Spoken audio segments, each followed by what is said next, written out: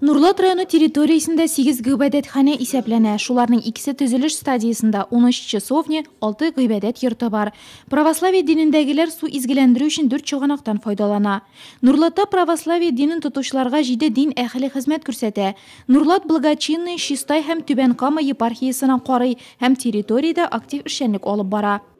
В селе Белоозеро было проведено архиерейское богослужение, которое возглавил правящий епископ Пармен Чистопольский и Нижнекамский.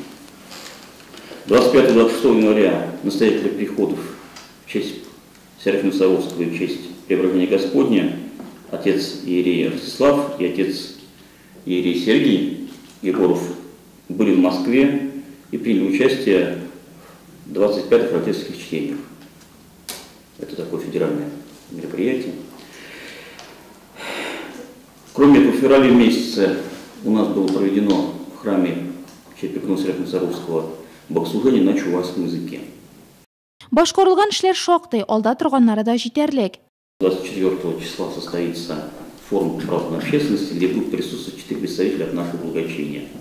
Это я как благочинный района, отец Ростислав как настоятель храма Серафима Саровского, преподаватель воскресной школы в селе Егоркино Выгина Юлия Александровна и учащийся первого курса Казанской духовной православной семинарии Никифоров Николай Петрович. В принципе, мы не видим таких острых проблем, которые вы имеете, как и везде, во всех имеющихся проблемах, тем более в религиозной части, по православию, в районе. Я думаю, наша основная задача все-таки не допустить фанатизма в этих всех их направлениях, учениях, так скажем, службах.